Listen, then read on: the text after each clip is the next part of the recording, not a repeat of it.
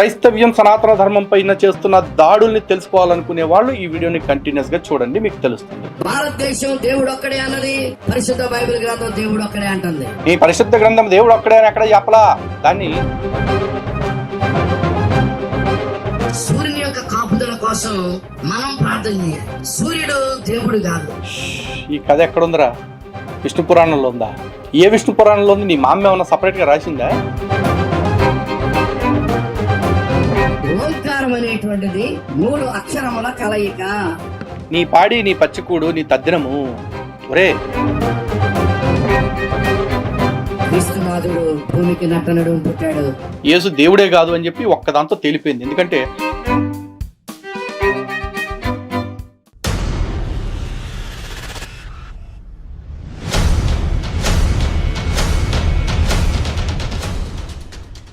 హిందూ బంధువులందరికీ జై Sriram. Already part 1 చూశారు, ఇది పార్ట్ 2. ఈ స్టీఫెన్ గేదంగి గాడి గురించి గతంలో చూశారు కదా. వాడు హిందూ దేవీ దేవతల్ని ఎలా అవమానించాడు. ఇప్పుడు అదే హిందూ దేవీ దేవతల ప్రస్తావన కలిగిన వేదాలను ఉపయోగించుకుంటూ క్రైస్తవ మత ప్రచారం చేసే ప్రయత్నం చేస్తున్నాడు ఈ పోరంబోక్గాడు, ఈ తారు డబ్బాగాడు. మరి ఈసారి కూడా విడిదుడికి ఇచ్చేయాలిగా. సో నీతులు చెప్పే ఏతులు దొబ్బే బ్యాచ్ ఎవరైతే ఉన్నారో వాళ్ళందరూ దయచేసి ఈ వీడియోని స్కిప్ చేసేసి క్రైస్తవ్యం సనాతన ధర్మం పైన చేస్తున్న దాడుల్ని తెలుసుకోవాలనుకునే వాళ్ళు ఈ వీడియోని కంటిన్యూస్ గా చూడండి, మీకు తెలుస్తుంది. భారతదేశం ఇచ్చిన నిర్వచనం ఏంటంటే నిషిద్ధ కార్యాచరణే పాప అని భారతదేశం చెబితే పరిశుద్ధ బైబిల్ గ్రంథం కూడా ఏముందండి? ఆజ్ఞాతిక్రమమే. భారతదేశం నిషిద్ధ కార్యాచరణే పాపం అని చెప్పింది, పరిశుద్ధ బైబిల్ గ్రంథం ఆజ్ఞాతిక్రమమే పాపం అని చెప్పింది. ప్రతోడికి ఇది ఒక పెద్ద ఫ్యాషన్ అయిపోయింది.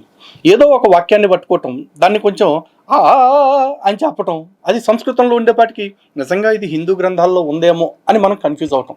ఆ సైకాలజీని అడ్డం పెట్టుకుని ఈ పోరంబొగ్గాడు ఎదురుగా కూర్చున్న లెట్టాగు వీపీలే కాబట్టి, అంటే విశ్వాసంలో ఉన్న ప్రజలే కాబట్టి ఈడేం చెప్పినా నమ్ముతాడు అన్న ఒకే ఒక్క లాజిక్ని అడ్డం పెట్టుకుని ఇటు తోచింది చెప్తున్నాడు.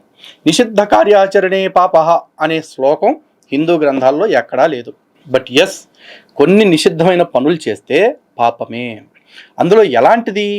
విహిత కర్మలు అని కొన్ని ఉంటాయి, వాటిని ఎవరైతే చెయ్యరో, నిషిద్ధ కర్మలను ఉంటాయి, వాటిని ఎవరైతే చేస్తారో, అంటే ఇంకా చెప్పాలి అంటే క్లియర్గా కర్మ, అకర్మ, వికర్మ అని 3 రకాల కర్మల్ని సనాతన ధర్మం చెప్తుంది. అంటే కర్మ, చెయ్యాల్సిన పనిని చెయ్యటం. 2 వికర్మ, అంటే చెయ్యవలసిన పనిని చెయ్యకుండా ఉండటం. ఇక 3వది అకర్మ, చెయ్యకూడని పనులు చేయటం. వీటి వలన పాపం వస్తుంది. అంటే మనిషి తనకి విధించిన కర్మలు ఏవైతే ఉన్నాయో, విహిత కర్మలు, వాటిని చెయ్యాలి. అంతేకాదు పాపము పుణ్యము అనే దానికి సింపుల్ డెఫినిషన్ వ్యాసుల వారు చెప్పారు. పరోపకారం పుణ్యాయ పాపాయ పరపీడనం. పక్క వాళ్ళని పీడించుకు తినటం పరమ పాపము అని చెప్పారు.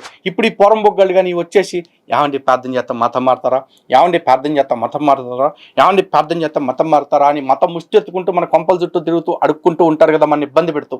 అలా ఇబ్బంది పెట్టడమే పాపము అని సనాతన ధర్మం చెప్తుంది. కానీ ఈడేం చేస్తున్నాడు? బైబుల్ చెప్తుంది కదా ఆజ్ఞాతిక్రమణమే పాపము అని చెప్పేసి దానికి దీనికి కంపేర్ చేస్తున్నాడు. అందులో దేవుడు ఏం చెప్పాడు? నువ్వు ఏమైనా చెయ్యి, నేను నీ కోసం సత్యాన్ని ఒప్పుకోకపోతే మాత్రం నువ్వు చచ్చావే అని బెదిరిస్తున్నాడు బైబుల్లో.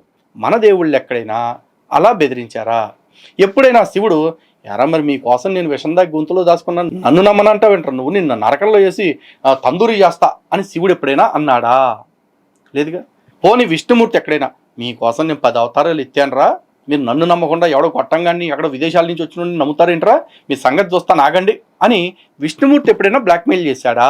లేదంటే మీకోసం ఎంతోమంది రాక్షసుల్ని చంపాను, ఒక్కొక్కళ్ళతోటి భీకరమైన యుద్ధాలు చేశాను, మీరు నన్ను నమ్మకుండా ఆడిని నమ్ముతారేంట్రా, కొనిపిస్తా గొట్టంగాళ్ళని ఎక్కడెక్కడి నుంచో వచ్చిన గోసిగాళ్ళని పీసుగాళ్ళని అని అమ్మవారు ఎక్కడైనా బ్లాక్మెయిల్ చేయటం మీరు ఎప్పుడైనా చూసారా? లేదు కదా.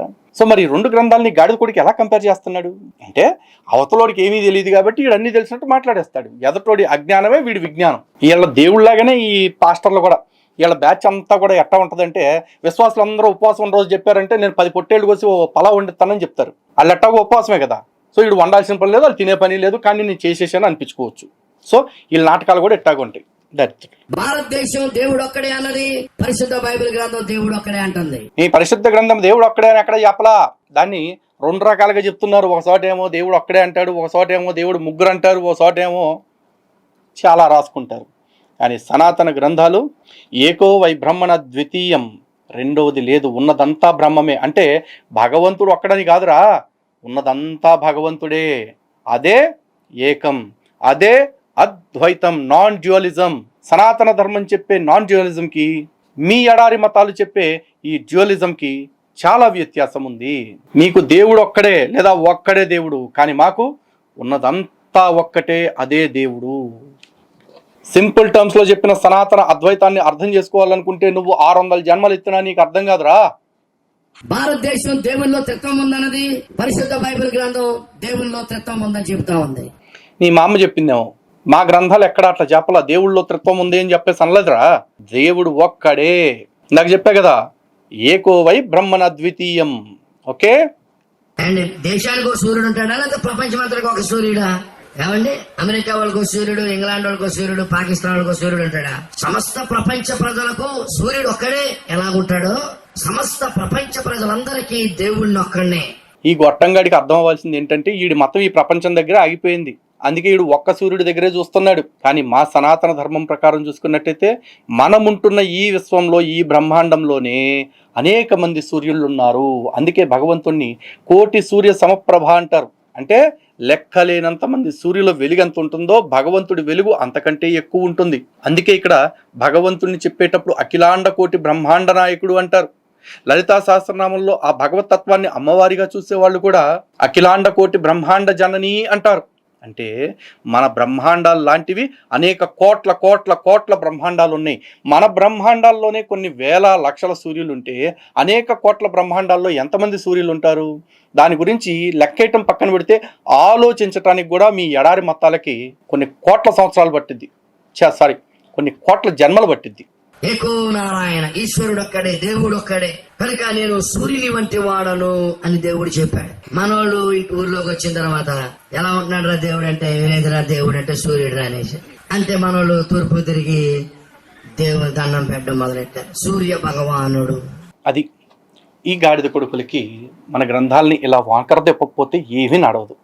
ఇప్పుడు సూర్యుడు భగవంతుడా కాదా? దేవ శబ్దానికి మా గ్రంథాలు చెప్తున్న అర్థం ఏంటి? దేవో దానాత్వా దీపనాద్వా ద్యోతనాద్వా ద్యుస్తానో భవతీతి అని. అంటే దేవుడంటే స్వయంగా తాను వెలుగుతూ వెలుగును పంచేవాడు, తాను అన్నీ కలిగి ఉండి అన్నిటిని దానం ఇవ్వగలిగేవాడు. అంటే అందరికీ అన్ని ఇవ్వగలిగేవాడై ఉండాలి, ఉన్నతమైన స్థానంలో ఉండేవాడై ఉండాలి. అలా చూసుకున్నట్లయితే ప్రత్యక్ష నారాయణుడు సూర్యుడు.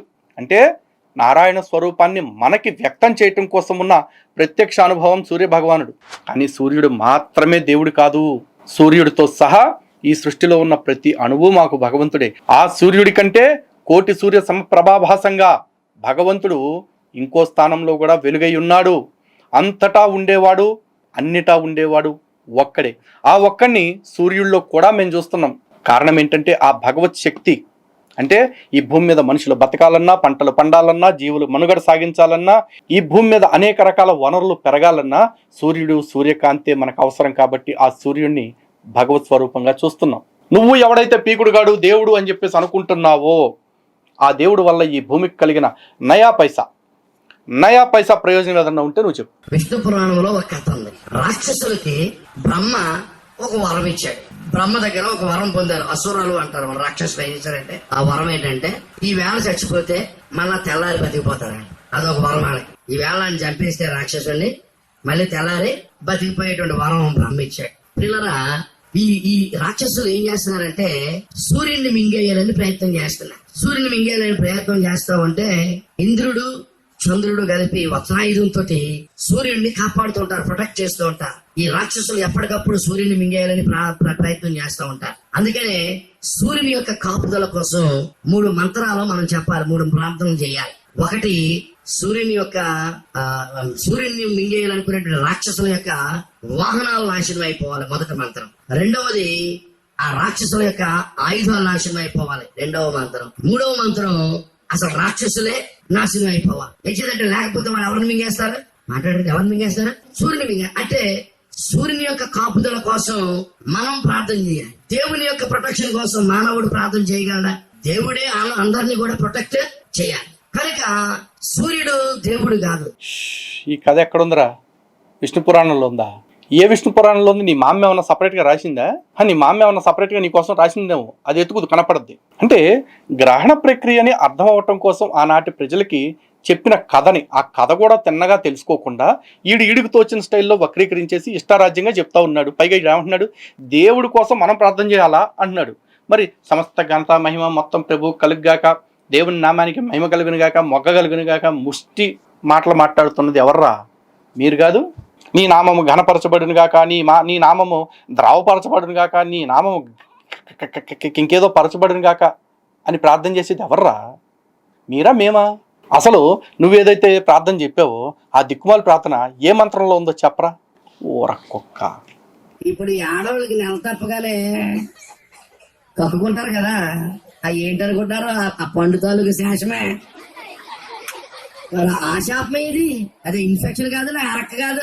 ఆడవాళ్ళకి వచ్చే వేవిళ్ళ గురించి వాడు వెటకారం చేస్తుంటే ఎదురుగా కూర్చున్న ఆడవాళ్ళే ఎంత నవ్వుతున్నారో చూడండి. వాడు చెప్తాడు ఇప్పుడు సైన్స్, చూడండి అద్భుతంగా ఉంటుంది. ఇన్ఫెక్షన్ కాదు, అరక్క కాదు, అది కక్కితే గానీ నీకు పరిశుద్ధత రాదు. శిశు ప్రసూతి ద్వారా మీరు పరిశుద్ధులు అవడానికి దేవుడు ఒక ఏర్పాటు చేశాడు. అదొక అద్భుతమైన అంశం. వారిని అబ్బా, అంటే వాంతుల ద్వారా పాపాలు పోతాయా? ఇదేందా ఇది నేను చూడలా. మరి ఈ మాత్రం దానికైతే ఎందుకురా బైబిల్లో బిడ్డ పుట్టిన తర్వాత మగపిల్లోడు పుడితే ఇన్ని రోజులు, ఆడపిల్ల పుడితే ఇన్ని రోజులు, మగపిల్లాడు పడితే ఈ జీవుల్ని బలి ఇవ్వాలి, ఆడపిల్ల పుడితే ఇన్ని జీవుల్ని బలి ఇవ్వాలి, పాప పరిహారార్థ బలి అని చెప్పేసి ఎందుకు అడిగాడు బైబిల్లో? కక్కినప్పుడే మొత్తం పరిశుద్ధులు అయిపోవాలిగా. మరి అప్పుడు పాపం లేకుండా పుట్టాలి కదరా పుట్టే ప్రతోడు. మళ్ళీ పాపం ఎట్ట ట్రాన్స్ఫర్ అవుతుంది, ఎట్ట క్యారీ ఫార్వర్డ్ అవుతుంది? వాంతుల ద్వారా పాపం మొత్తం పోతే అసలు పాపమే ఉండకూడదు కదరా పాపిస్తోడా. ఈ పాపము సోకనటువంటి జాతి, పాపము సోకనటువంటి ప్రజలు, గోత్రీకులు ఎవరైనా భూమి మీద ఉన్నారా అని మన ఋషులు తపస్సు చేసి ఏం చెప్పారు తెలుసండి? చెప్పు. ఒక శ్లోకం చెప్పారు. కామక్రోధవశా సర్వే దేవఋషి పితృమాన మానవ. పితృదేవతలు, గృహదేవతలు, ఋషులు అందరూ కూడా కామక్రోధుల వశమైపోయారు అన్నారు. ఎవడన్నాడు రా? నీ మా అమ్మ చెప్పిందా, లేకపోతే నీ మా అమ్మను ఎవడన్నా పెట్టుకున్నోడు చెప్పాడా చర్చిలో? మా గ్రంథాల్లో అయితే ఎక్కడా లేదు ఆ శ్లోకం. హిందూ గ్రంథాల మొత్తం మీద కూడా మొత్తం ఋషులు దేవతలందరూ కూడా కామ క్రోధాలకి బందీ అయిపోయారు, పాపాల్లో పడిపోయారని చెప్పేసి చెప్పే శ్లోకం ఒకటి చూపించి పోరంబోక. సర్వే దేవఋషి పితృమాన మానవ. పితృదేవతలు, గృహదేవతలు, ఈవెన్ ఋషులు ఋషులు ఋషులు ఋషులు కూడా పాపాత్ములు అయిపోయారు. మీకు వేదాలు చదివితే ఋషులు మేము పాపులు అనే సంగతి కొన్ని వందల సార్లు ఒప్పుకున్నారు ఋషులు. నువ్వు చదివావా వేదం? ఋషులు ఒప్పుకున్నారు? ఎక్కడ ఒప్పుకున్నారు చెప్పరా ఊరకుక్క? గ్రంథాలు చెబుతున్నాయండి. అందరూ కూడా కామక్రోధ వశమైపోయారు, అందరూ పాపులే, అందరూ పాపులే అని భారతదేశం తేల్చి చెప్పేసింది. భారతదేశం కాదురా, నీ నల్లొట్ల పుస్తకం చెప్పింది అందరూ పాపులే అని.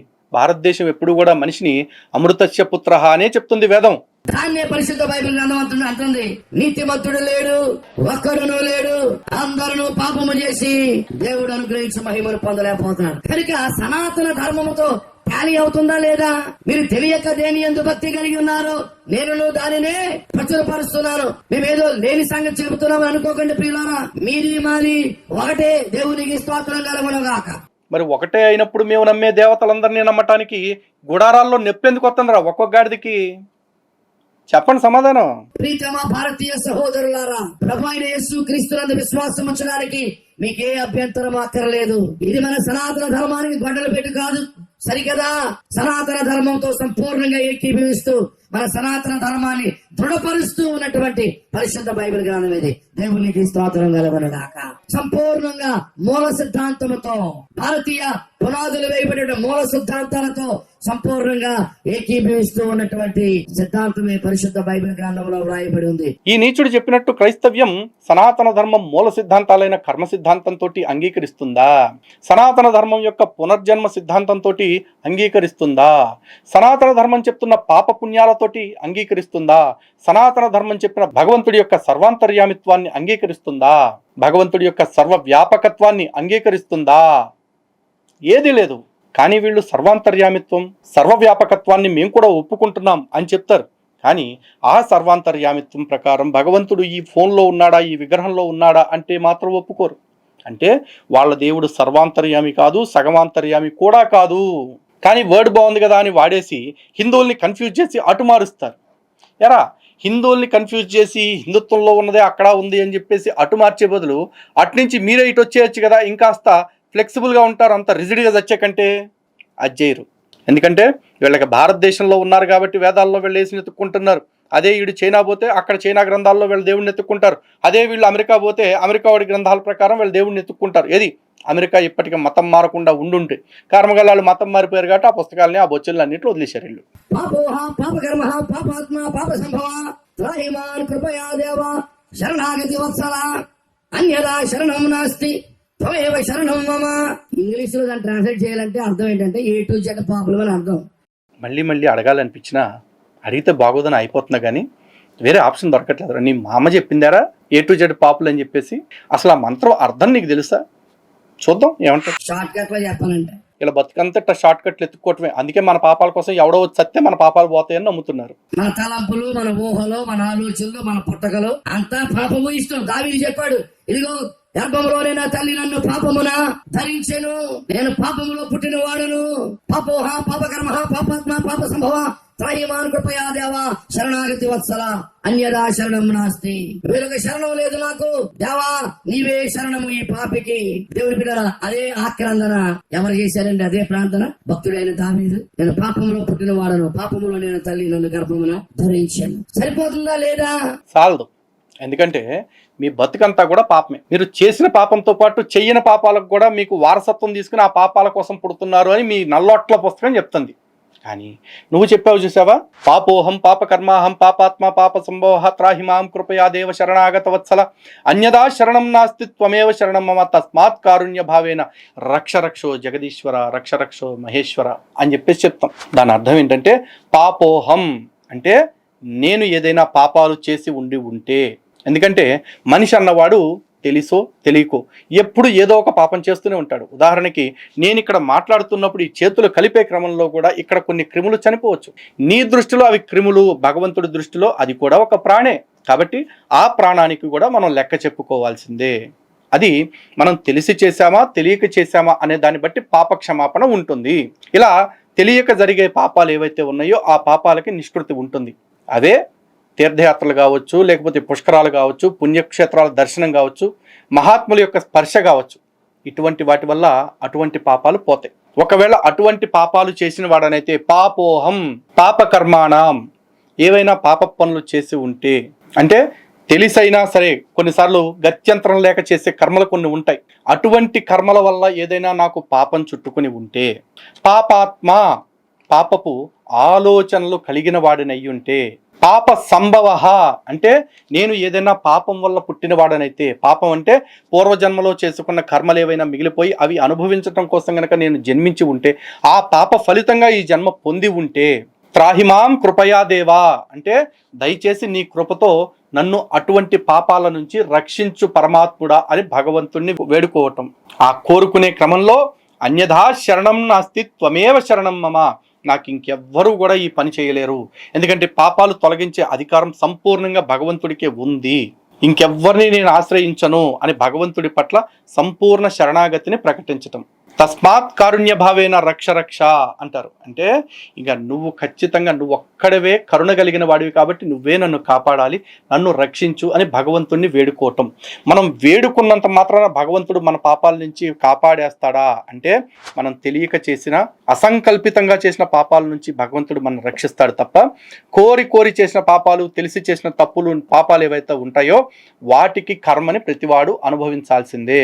అవశ్యం అనుభోక్తవ్యం కృతం కర్మ శుభాశుభం నా భుక్తం క్షేతే కర్మ కల్పకోటి శతైరపి. కోటి కల్పాలైనా నువ్వు చేసిన మంచికి మంచి ఫలితాన్ని, చెడుకి చెడు ఫలితాన్ని నువ్వే అనుభవించాలి.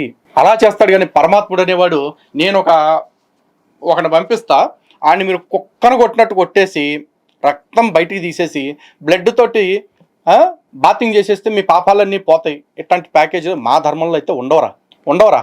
సో ఆ మంత్రం బైబిల్లో చెప్తున్న అర్థానికి సరిపోదు. హిందువులు బాగా అర్థం చేసుకోండి. వీడు ఎంత చిల్లరగాడంటే అంత చిల్లరగాడు. అది కూడా ఎందుకు? సనాతన ధర్మం పునర్జన్మని కర్మ సిద్ధాంతాన్ని నమ్ముతుంది కాబట్టి గత జన్మల్లో చేసుకున్న పాపం కారణంగా జన్మిస్తే రక్షణ కోరుకుంటున్నాం పరమాత్ముని. మీ దగ్గర పాపం వరుసబెట్టి వస్తుందే, ఏదో బ్లడ్ బట్టి జబ్బులు క్యారీ అయినట్టు, దానికి కారణం ఏంటో చెప్పండి. పూర్వీకులు చేసిన పాపానికి వీడిని వేధిస్తానని, వీడిని శిక్షిస్తానని మీ దేవుడు చెప్తున్నాడంటే ఎంత సైకో అయితే ఆ మాట మాట్లాడతాడు. భారతీయులు ఒక వే చెప్పారు, ఒక మార్గం చెప్పారు పాపానికి బయటికి రావడానికి మార్గం. ఆ మార్గమే సర్వ పాప పరిహారో రక్త ప్రోక్షణం భవిష్యం తద రక్తం పరమాత్మేన పుణ్యదాన బలియాగం. సర్వ పాప పరిహారో రక్త ప్రోక్షణం భవిష్యం. This is very very very important fundamental. అది ఏ మెంటలో కానీ ఫస్ట్ ఆఫ్ ఆల్ ఒక 10 ఏళ్ల నుంచి ఇస్తున్నా సవాల్, మళ్ళీ నీకు ఇస్తున్నా. ఈ మంత్రాన్ని లేదు ఈ శ్లోకాన్ని నువ్వు ఏదైతే అది అనుకుంటున్నావో దాన్ని అది నువ్వు హిందూ ప్రామాణిక గ్రంథాల్లో దేనిలో ఒక దానిలో నుంచి చూపిస్తే ఓ 10 లక్షల రూపాయలు నీకు కాదు, ఎవడు చూపిస్తే ఆడికే ఇస్తా. నువ్వు చెప్తున్నావు కదా సర్వం పాపం బొత్సు బోచానం అని చెప్పేసి, ఇది సర్వ పాప పరిహారార్థం రక్త ప్రోక్షణం ఆవశ్యకం తద్రక్తం పరమాత్మైన పుణ్యదాన బలియాగం అనే ఈ పదాన్ని, ఈ శబ్దాన్ని నన్ను మంత్రం అనుకుంటే వేదాల్లో నుంచో ఉపనిషత్తుల్లోంచి, శ్లోకం అనుకుంటే కనుక పురాణాల్లోంచో ఇతిహాసాల్లో నుంచో కనుక చూపిస్తే 10 లక్షల రూపాయలు ఇస్తాను రా క్యాష్ ప్రైజ్. ఓరకొక్క ఇది మళ్ళీ మెంటల్ అంట, మెంటల్ గాడిదే.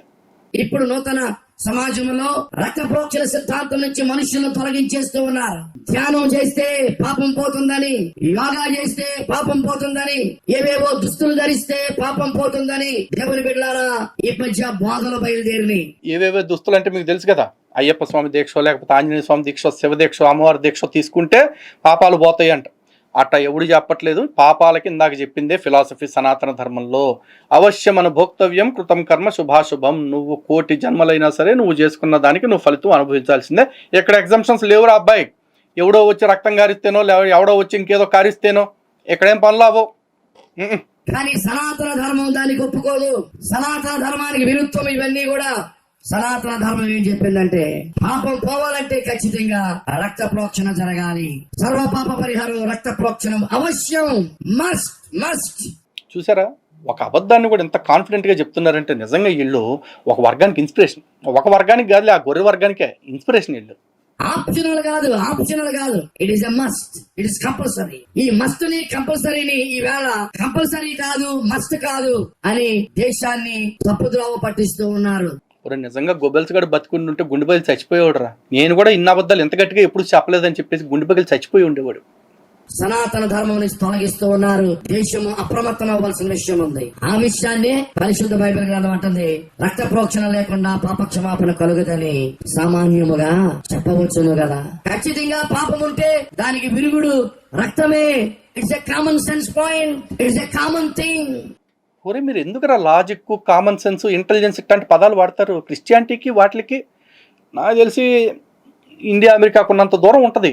ఓకే, అట్లాంటి పదాలు వాడమాకండి. అయినా నిజంగా దేవుడు అంత పీగుడుగాడైతే, అంత పవర్ఫుల్ అయితే, అది మీ దేవుడైనా మా దేవుడైనా అంత పవర్ఫుల్ అయితే పాపాలు పోగొట్టడం కోసం పక్కోటి ప్రాణాలు పోగొట్టడం ఎందుకు? తూచంటే పోద్ది కదా, లేదా టచ్ అంటే పోవాలి కదా. అటు దేవుడు కదా, మీ దేవుడైనా మా దేవుడైనా సరే. ఇంకోటి ప్రాణం తీస్తే తప్ప నీ పాపం పోదు అని అంటున్నాడు అంటే ఆడెట్ట దేవుడు అవుతాడు రా? అది మీ దేవుడైనా మా దేవుడైనా అని పరిశుద్ధ బైబిల్ గ్రంథం నొక్కి వక్కాణిస్తూ ఉంది. ఆ రక్త ప్రోక్షణ జరిగించడానికి ప్రభు అయిన యేసుక్రీస్తు వారు వస్తారని దేవుని బిడ్డలారా గ్రంథం చెబుతా ఉంది. ఎవరిది నొక్కింది? నీది నొక్కిందా? నీకు నొక్కి చెప్పిందా? బస్సోదిగా ఓం అంటే స్వయమాత్మాధ్యక్షరమోంకారాదిమా మా శ్రీమాత్రక్షపాద అకార ఉకార మకారయతి. ఓంకారం అనేటువంటిది 3 అక్షరముల కలయిక. దాని ప్రణవము అంటారు. 3 అక్షరముల కలయిక. అకార ఉకార మకారయతి. ప్రణవం అంటారు. అకారము తండ్రి, ఉకారము కుమారుడు, మకారము పరిశుద్ధాత్మ దేవుడు. నీ పాడి, నీ పచ్చికూడు, నీ తద్దినము. ఒరే ఓమిత్ ఏకాక్షరం అని చెప్పేసి ఉపనిషత్తులు స్పష్టంగా చెప్తున్నాయి. అంటే ఓం అనేది ఒకటే అక్షరం. ఆ అక్షరమున 3 మాత్రలు ఉన్నాయి, 3 శబ్దాలు ఉన్నాయి. ఆ ఉ మా. ఈ ఆ ఉ మా అంటే తండ్రి, కుమార, పరిశుద్ధాత్మ కాదురా తద్దినమో కూడా. సృష్టి, స్థితి, లయ అంటే మొదటిది జాగృత, రెండవది స్వప్న, మూడవది సుషుప్త అవస్థలకి గుర్తు. ఈ లోకం ఎప్పుడు కూడా ఈ 3 అవస్థలతోటి కొనసాగుతూ ఉంటుంది. ఆ 3 అవస్థల్ని అంటే సృష్టి, స్థితి, లయల్ని ఏకకాలంలో జరిపించగల ఏకైక పరమశక్తి భగవంతుడు. ఆ భగవంతుడు ప్రణవం ద్వారా వ్యక్తమవుతున్నాడు. అదే ఓంకారము. అది ఒకటే అక్షరం. ఓమిత్ ఏకాక్షరం బ్రహ్మ. కానీ ఏమి తెలియకపోయినా ఎంత కాన్ఫిడెంట్గా అన్ని అబద్ధాలు ఎలా చెప్తారు మీరు? హావురే గాడిద ఎరా గేదాంగి. ఇంకోరు అన్నారు మనోళ్ళు, మనిషి మోక్షానికి వెళ్ళాలంటే అపుత్రస్య గతిర్నాస్తి స్వర్గో నైతి వశనైవచః. ఇవన్నీ అమెరికా వాడు రాశాడా? ఆడికి సంస్కృతం వచ్చాడండి, ఆడికి ఇంగ్లీష్ తప్ప ఇంకేమైనా వచ్చా? అపుత్రస్య గతిర్నాస్తి స్వర్గో నైతి వచనైవచః అని రాశారు. మానవులు పరలోకం వెళ్ళాలంటే ఖచ్చితంగా కొడుకు ఉండాలి, కొడుకు పుట్టాలి. కొడుకు లేకపోతే మనం గతి లేని వాళ్ళం అయిపోతాం. వ్యాఖ్యానంలో రాను రాను మన వాళ్ళు ఏమనుకున్నారంటే కొడుకు అంటే మన కడుపులు పుట్టిన కొడుకు అనేసుకున్నారు. కుమారుడు అనగా కుత్సితముల నుండి తొలగించువాడు కుమారుడు, పున్నామి నరకము నుండి తప్పించువాడు పుత్రుడు. కొడుకు అంటే నరకం నుంచి తప్పించాడు అంటే మన కొడుకు అనుకున్నారు. దేవుని బిడ్డలారా, మన కడుపును పుట్టిన కొడుకు కాదండో, ఆ కొడుకే మన క్రిస్మస్ పండుగలో పుట్టాడు. ఆయనే ప్రభు అయిన యేసుక్రీస్తు. దేవునికి అది అమెరికా ఓడో ఆఫ్రికా ఓడో రాయాల్సిన పని లేదురా. అది స్వచ్ఛమైన సంస్కృతం, అది భారతీయ ఋషులకు మాత్రమే సాధ్యమైన రచనా చాతుర్యం. అయితే గాడిద కొడక నువ్వు ఇక్కడ మాట్లాడావు చూసావు, అది ఎవరితో చెప్పారు? అది దేవి భాగవతంలో వ్యాస భగవానుడు తన కుమారుడైన సుఖబ్రహ్మకి చెప్తున్న మాట. ఇక్కడ వ్యాసుడు సన్యాసాశ్రమంలో ఉన్నాయన, సుఖబ్రహ్మ సన్యాసాశ్రమంలో ఉన్నాయన. మరి వ్యాసుడు సుఖబ్రహ్మకి దేనికి చెప్తున్నాడు? ఇది గృహస్థాశ్రమ ధర్మాల గురించి చెప్తున్న సందర్భంలో చెప్పిన మాట. కారణం ఏమిటి అంటే, ఈ సృష్టి ముందుకి నడవాలి అంటే గృహస్థాశ్రమం ఎంత ముఖ్యమైనదో చెప్తూ ఆ క్రమంలో పుత్రుడు అపుత్రస్య గతిర్నాస్తి అన్నారు. అక్కడ పుత్ర శబ్దానికి అర్థం ఏమిటి? పుత్ నరకాం త్రాయతే ఇది పుత్రః అంటే పుత్ అనే నరకం ఉంటుంది, ఇది పిల్లలు లేని వారికి కలిగే నరకము, అటువంటి వారికి ఈ నరకం ప్రాప్తిస్తుంది అని చెప్పారు. ఎందుకు చెప్పారు? కొంతమంది ఎవరైనా కావాలని గనక పిల్లల్ని కనకపోతే, అంటే సంతానం కలిగే యోగ్యత లేక పిల్లల్ని కనకపోతే వాళ్ళకి వచ్చిన నష్టం ఏమీ లేదు. ఎందుకంటే సన్యాసాశ్రమం తీసుకున్న వాళ్ళు చాలా మంది ఉన్నారు. వాళ్ళంతా నరకానికి పోతున్నారా? కాదు కదా. కానీ ఈ రోజు కొంతమందికి పోకడాలు వచ్చింది కదా, డింక్స్ అని చెప్పేసి, డ్యూయల్ ఇన్కమ్, నో కిడ్స్, అలాగే లివ్ ఇన్ రిలేషన్ అని చెప్పేసి ఉంపుడు గత్తెల వ్యాపారానికి కొత్త పేరు పెట్టుకుని అలా బతికేస్తున్నారు కదా. మేము కేవలం సుఖపడతాం తప్ప పిల్లల్ని కనము అని చెప్పేసి. అలా ఎవరైనా గనక భవిష్యత్ తరాలు పెరిగేలాగా చేయకుండా, ఈ సృష్టి ముందుకు వెళ్ళే కార్యక్రమానికి సహకరించకుండా పిల్లల్ని కనకుండా ఆపేస్తే అటువంటి వాళ్ళకి కలిగే నరకము, అటువంటి నరకాన్ని నుంచి కాపాడేది పుత్రుడు అని చెప్పారు. అంటే చక్కటి సత్సంతానాన్ని కనాలి, ఆ కన్న బిడ్డకి చక్కటి సంస్కారాల్ని నేర్పాలి, తద్వారా వాడి చేత త్రిరుణాలు, మామూలుగా ఋషులైతే అందరికీ 5 రుణాలు ఉంటాయి, కానీ గృహస్థికి 3 రుణాలు ఖచ్చితంగా తీర్చుకోవాల్సి ఉంటాయి. ఒకటి దేవ రుణము, ఋషి రుణము, 3వది పితృ రుణము. ఈ రుణాలు తీర్చుకునేలాగా సంస్కారవంతంగా పెంచాలి అని చెప్పటం అక్కడ తత్వము. ఇది నీ బతుక్కి ఎప్పటికీ అర్థం కాదు. ఓకేనా?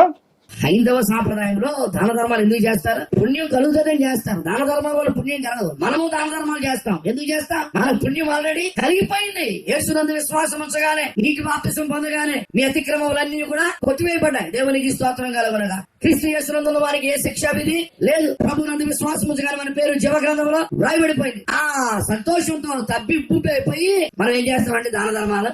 అంటే ఇప్పుడు నువ్వు చేస్తాను నీ పాపిష్టి పనులు అంటే పక్క మతాల దేవుళ్ళని తిట్టడం, పక్క వాళ్ళని బాధ పెట్టడం, లేకపోతే ఇంకేదన్నా జంతువుల్ని పీక్కు తినటం, ఇవన్నీ కూడా కొట్టుకుపోతాయిగా. అంటే గవర్నమెంట్లు ఇచ్చే రుణమాఫీ పథకాలలాగా మీ బతుకంతా ఇట్లా పాపాల మాఫీ పథకాల కింద పెట్టుకుని ఫ్రెష్ పాపాలు చేసుకుంటూ వెళ్ళటమే. ఎందుకంటే ఆల్రెడీ మీకు పాపాల నుంచి సర్టిఫికేట్ వచ్చింది, క్లియరెన్స్ సర్టిఫికేట్. అంటే ఒక్కసారి బాప్తిజం తీసుకుంటే ఎన్ఓసి తీసుకోవటమే.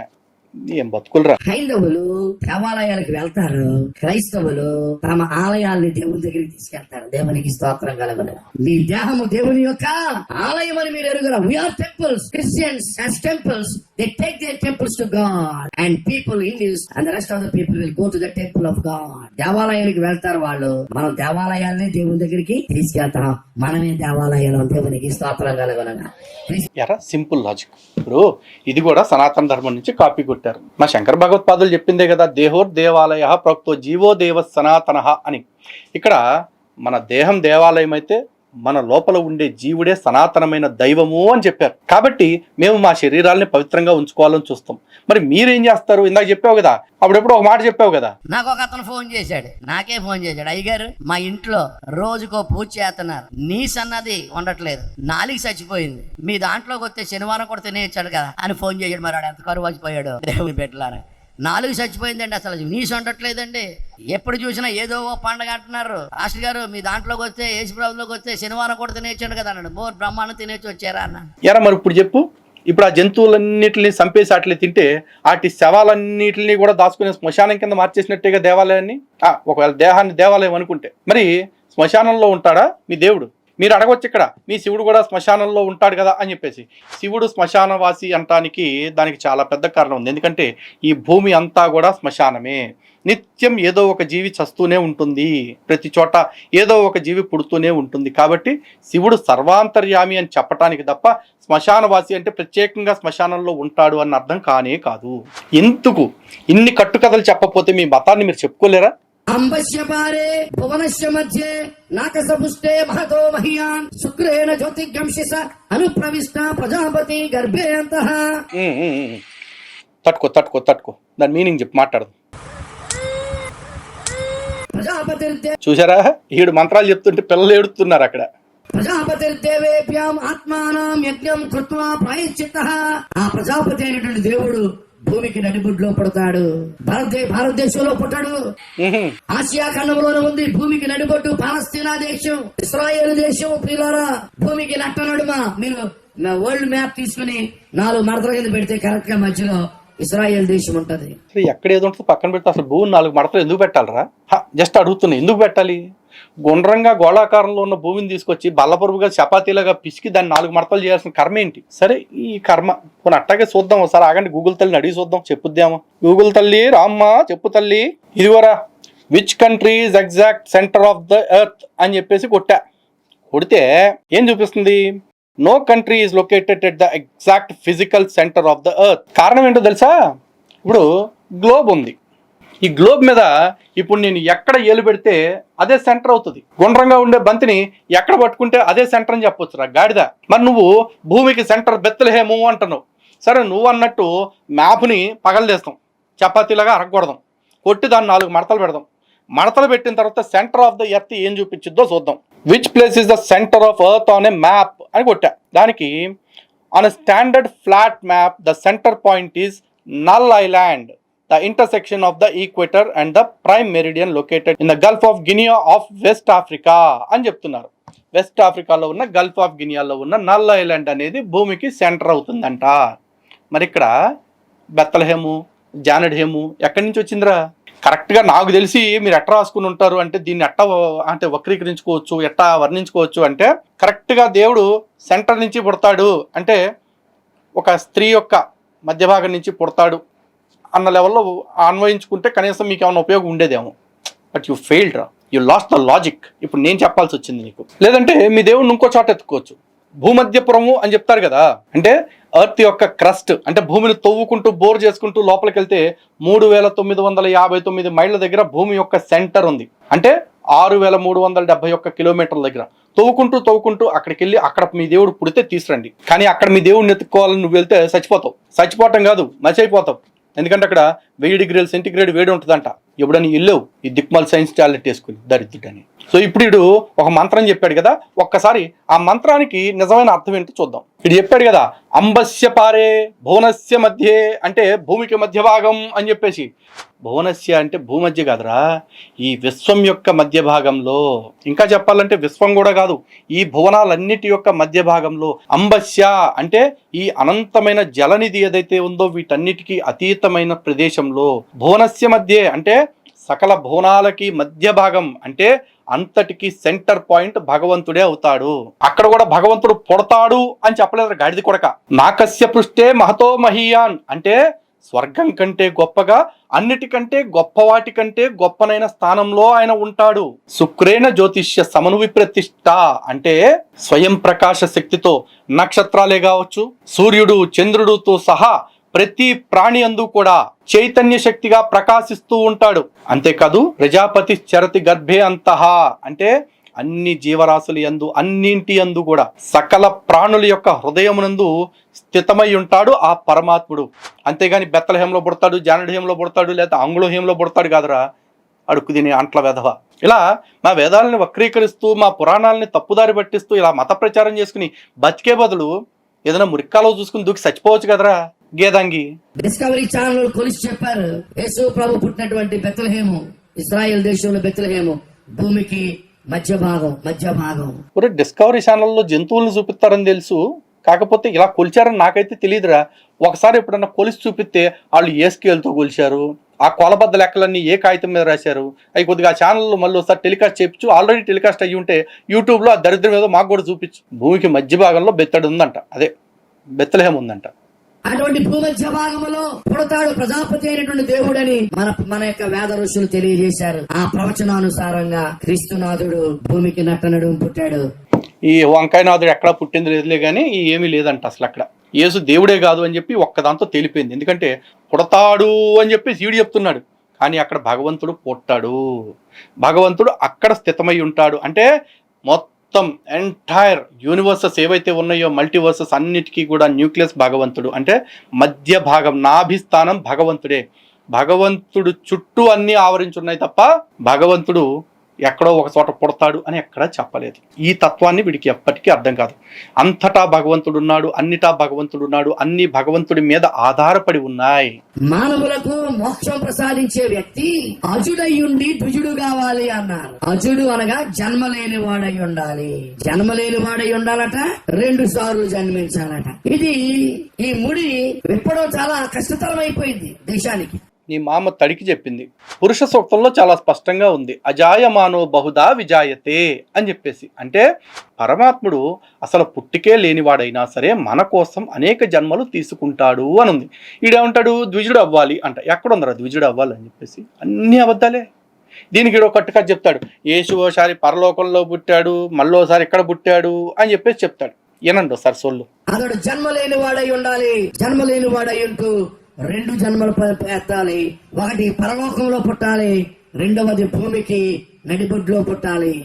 దేవుడు ఆది నుంచి కూడా త్రిత్వ స్వరూపుడై ఉన్నాడని మనం తెలుసుకున్నాం. ఈ త్రిత్వ స్వరూపుడు తండ్రి కుమార పరిశుద్ధాత్ముడై ఒక్కడు ఉన్నవాడు. ఆయనలో ఇమిడి ఉన్నాడు ప్రభు అయినటువంటి యేసు క్రీస్తు అనేటువంటి ఒక ఆయన ఉన్నాడు, పరిశుద్ధాత్ముడు ఒక ఆయన ఉన్నాడు, తండ్రి ఒక ఆయన ఉన్నాడు. ముగ్గురు కలిసి ఒక పర్సనాలిటీగా ఉన్నారు. అంటే కడుపు చేయాల్సి వచ్చినప్పుడు పరిశుద్ధాత్మగా వస్తాడు, ఎవరికన్నా కడుపు చేయాలని పంపించేటప్పుడు యెహోవాలాగా మారిపోతాడు, ఆ కడుపు అయిన తర్వాత అదే కడుపులో పుట్టేటప్పుడు యేసుగా పుడతాడు. అంతే కదా? ఓకే, లాజిక్ బాగానే ఉంది. అంటే తనకే కడుపు చేయాలని కోరిక పడితే తనే ఇంకో రూపం తీసుకుని వెళ్ళి కడుపు చేస్తాడు, ఆ కడుపులో మళ్ళీ తనే పుడతాడు. ఇది వరుసలు అయితే మ్యాచ్ అవ్వట్లేదు, బట్ ఏదో చెప్తున్నాడు, చెప్పు. ఆయన ఒక పని చేశాడు. ఏం చేశాడంటే నోరు తెరిచాడటండి. ఏం చేశాడు? నోరు తెరిస్తే నాదము పుట్టి ఆ నాదములో నుండి ఒక దివ్య సుందరుడు బయటకు వచ్చి నిలబడ్డాడు.